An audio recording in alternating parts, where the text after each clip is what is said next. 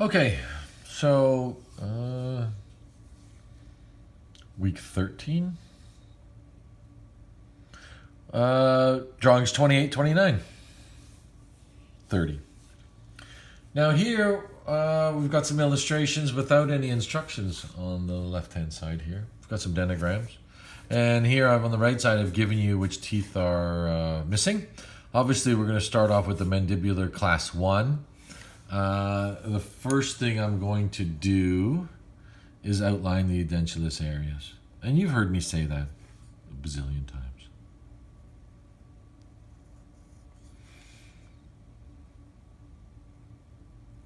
So I hope you're all doing well at home. I know it's a kind of weird time. But like I said, miss you guys. Difficult to do this while, I'm talking to myself. It's like I've got self 1, self 2 here. But I'll try to stay on task. Outline the edentulous areas. Try to be symmetrical with your, as I was not, on your drawing here.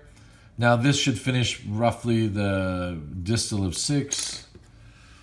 Might have gone a little bit further than that. Again, visualize the denture base that be replaced. You don't have to draw the denture base down, but I'm drawing it so you can help you visualize where it is. So there is no instructions here.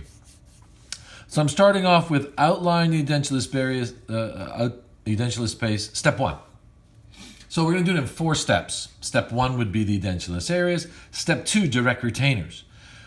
In the class 1, in most cast partial dentures, if not all, the abutment teeth are the teeth adjacent to the edentulous area in the class 1 and the posterior area. And what we've talked about from week 1 to week 24 is these direct retainers on the abutment teeth on a class 1 must be stress breaking. So this partial has the ability to dislodge under function and not torque on these abutment teeth, pulling them further into the edentulous area, elongating the periodontal ligaments, thus shortening the lifespan of these abutments 3, 5, and 4, 5. And what we've discussed are our 3 clasp choice assemblies, which would be the RPI, RPY, and RPG. So we have a choice of 3. Without surveying, I wouldn't know which one would be best, but we'll just start off with the rest position on any 3 of those clasp assemblies would be on the mesial, to move the fulcrum line more anterior to reduce the rotation of or lift of this partial denture. We've got 3 rotations acting on the class 1. This G clasp is a bit of semantics because the reciprocal arm does bind on the model under any rotation, but these rotations are very minuscule or minor.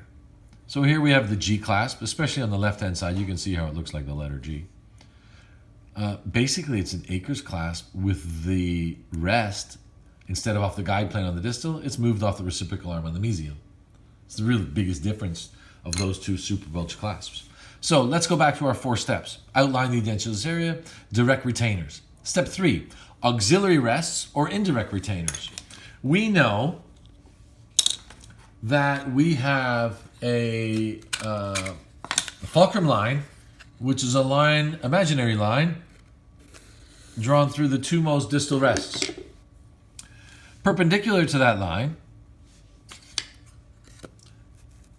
to 90 degrees to the midpoint bisecting the fulcrum line, perpendicular to that line would be the most optimum indirect retainer or auxiliary rest to counteract the rotational forces of the free end, thus minimizing the rotation of the partial denture on those terminal abutments. So we know from our anatomy that centrals aren't the best. Laterals, definitely the clinical crown root ratio is not optimum. So we're going to move over to the canine. And again, I'll use the word classic design that I've seen in the workplace, that we're going to apron or plate the canines. Could you apron all of them? Yes. Could you use a Kennedy bar? Yes. I'm giving you the bare minimum design. So back to our 4 steps. Edentulous area, outline first, direct retainers, auxiliary rests and retainers, and then step 4, major connector. Connect these with the lingual bar. If the floor of the mouth is high, lingual tori, etc., then we move into the apron major connector. But if we can err to the default, to the lingual bar first, I think that would be more mainstream in the marketplace. Again, I'm treatment planning for dentists, hopefully not denturists, but treatment planning for dentists. And I must kind of fit my design into their ideology or belief system of prosthodontics. So I'm thinking if we err to the lingual bar first, we'll probably have a better chance at satisfying that. I mean, at least it's not an idea that's obtuse in thinking to the practitioner for them to kind of raise an eyebrow and say, hey, well, what's going on here? So here we got our classic Class 1 framework design. Did I design it? No, not specifically without following those instructions. I outlined the edentulous area first. I went to my direct retainers, thinking of my stress-breaking clasp assemblies. I went to my auxiliary rests, thinking about the indirect retention needed for the Kennedy Class 1. And then I outlined the major connector connecting all the assemblies with the most appropriate. Now, I need the model to actually believe in this design via survey. I need the model to check if these undercuts do exist.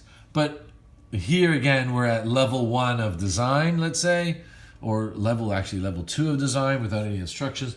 I want you to come up with the most basic starting point for Class 1 partial denture design. You know, whether we want a Kennedy bar, all this anterior section with minor connectors to support the reciprocation of 4 and 5, whether we do dual mesial occlusal and distal occlusal rests on 4 and 5. Usually the dentist is going to do this because it's very difficult with the contra-angle handpiece to obliterate the marginal ridge of the mesial of 5 without touching the 4. So might as well make an interproximal alleviation of both marginal ridges and prep both rests. And then hopefully embrasure clasp is not in the idea here. This is too rigid of a design. Maybe they want more plating here in the anterior section because we have some bone loss or slight mobility issues with the anterior teeth. I mean, these are all extra design and thinking after. Maybe a mesial occlusal rest is on top. I mean, this is assuming that, you know, number 5 has a poor prognosis over here. 3, 5, 4, 5 has a poor prognosis, and we're planning for tooth additions and additions to the 5s and clasping the 4s, you know, with a Ticonium or wrought wire or platinum gold palladium wire in the future. And there's a lot of thinking here. So the partial denture is not for today. It's not what's happening today. It's what we can plan for the future of the patient. Anticipate what's going to happen is a better version of success. Reacting to what is happening kind of limits your success to the moment. But if you can actively anticipate what's going to happen, then I think you have an edge on your competition. I think you have an edge of knowledge with your collaboration of professionals as a team, whether that be in sports, dental technology, or any kind of life decision making. If you can anticipate what's going to happen, it's going to make it easier for you to make a decision. Most people get into decision limbo because, well, I don't know what's going to happen. If I do this, what will happen? Right? And we're trying to think of worst case scenarios, trying to think of best case scenarios. I know I've kind of got off the drawing here, but I really can't stress that. I can't stress that anymore. If anticipate what's going to happen, then that, you know, gives us a better chance of being successful. You know, this design is made and the patient loses 3-5 and the dentist did not tell the patient that, you know, in the 6th month, this tooth is kind of compromised. You may want to extract it now or it'll be extracted then from wearing the prosthetic. It's different than not saying anything and then 6 months later and the patient comes back and, hey, I lost a tooth ever since you made that partial. You kind of ruined my teeth. That's a whole new different conversation. So here on the mandible, we can put your instructions: lingual bar, meso-occlusal rest, 3-5 and 4-5, G clasp, 3-5 and 4-5, apron rest, 3-3 and 4-3, and mesh retention in posterior. Obviously legible, but you know what, to move along to the next one. Patients missing 1-2, 2-1, and 2-2. Difficult here. We've got a Kennedy class 3, although we lose the central and it's a class 4. If I'm a betting person, I'm thinking the 4 is the next to go, so I'm going to go to my class 4 design or class 3. Class 3 would say clasp the teeth adjacent to the edentulous area. Well, we can't clasp the central. We're not going to clasp in this aesthetic zone the anteriors of these 4 guide planes. So I'll probably go back here, embrasure clasp, outline the edentulous area, step 1. Are they metal backings? Are they posts? Are they mesh? Any of the 3 are correct without the models, but we need to have something here. Direct retainer, step 2. Embrasure clasps, 5 and 6. This is classic mainstream dentistry. If you were to clasp 4 and 7, maybe that would be more stable. I'll put these out here as an option. That would be more a stable. It would either be a stable prosthetic. Not there's any rotations, but sometimes when the central is lost and the anterior segment is long, the clinical crown height is short, the depth of the palate is deep, then we have this rotation in this class 4 that just comes out of nowhere. The guide planes are short, and then what do? Backtrack and make a new one? No, anticipate what's going to happen and clasp out here. But for exam purposes, basic design is fine. The dentists and mainstream dentistry likes this kind of easy, low obtrusive type design, easy to prep these interproximal marginal ridges, not going too far back in the patient's throat, increasing the patient's compliance, but maybe not satisfying, satisfying complete retention and stability. So, step 1, outline the edentulous area. Step 2, direct retainers. Step 3, auxiliary rests and indirect retention. Well, the auxiliary rests in this case would be adjacent to the anterior modifications or edentulous spaces. We need to close this off, either with a mesiolingual rest, minimum, a cingulum rest, or a plating. So since I've gone through all 3, I'll stick with the plating. Step 4, major connector design, 3 to 5 millimeters below. Make sure everything is connected. Visualize that you have no open-ended major connector lines. And here now we have our horseshoe design for our Kennedy class 3, modification 1, although most likely will be a Kennedy class 4 in the future. Got a little sloppy over here. Again, if you can try to practice good habits, that we have some symmetry between left and right, that we cross the midline at 90 degrees. We have some symmetry in our drawings, that the 3 to 5 on this side is the same on this side.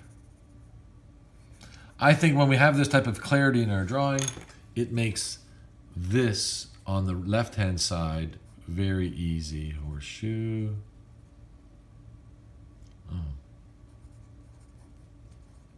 Horseshoe, major connector, embrasure clasp, 1-5-1-6, embrasure clasp 2-5-2-6, mesh and post retention 4-1-2, 2-1, and 2-2. Now,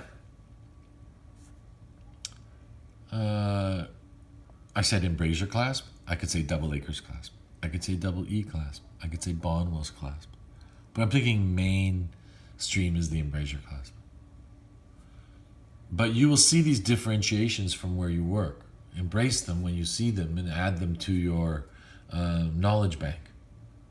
Don't discredit them and say, "Oh, he called it, a double plastic fork clasp." I mean, I've heard of everything. It'd be nice to hear something than nothing, though. From lately, not to paint or not to illustrate a blank picture, but many of the instructions are coming as such. Full complete, nothing on the drawing. And that's where we come in. Instead of complaining, we pick up the slack. We provide a lot of support for our team, our collaborative team and the dental team. A lot of support. Therefore, we're compensated for that support as well. So I embrace that whenever I have an opportunity. Although it is a fine line to approach the dental professional and say, "Oh, listen, it's going to be this way." I mean, there has to be some, let's say, social dance in the conversation where it's a two-way conversation and not a one-way conversation. And I think most of you can understand that when you're in a one-way conversation. So outline the edentulous area. This is a lower. This is going to go around roughly to the mesial of 6. I'm visualizing 4, 5, 6. I've got a tissue stop. This is step 1 in any partial denture design. And if you just think of it in this way, it designs itself. It's taking the decision out of my hands. Step 1, outline the edentulous area. And how you're going to create that denture base. Is it going to be a metal denture base? Is it going to be posts? Is it going to be an acrylic denture base? How am I going to adhere these prosthetic 10 teeth to this partial denture? A metal acrylic denture base and acrylic and posts with the acrylic denture base in the anterior mesh and posts. So this is step 1. Step 2, direct retainer. In this class 1, the abutment teeth will be 3, 3, and 4, 3. The teeth adjacent to the posterior edentulous area. And I can use a stress breaking clasp. I can use a roach clasp for my RPOY design, coming into the carriage, roughly 1 prosthetic tooth behind. I need to have some type of reciprocation here, so I can use the cingulum rest. But being only 4 teeth and indirect retention needed for auxiliary rest, this is step 3, rests and auxiliary rest and indirect retention. I need to have something here. I will probably plate them all and satisfy steps 3 and 4 at once. Auxiliary rests, indirect retention, and anterior modification rests, all done at once.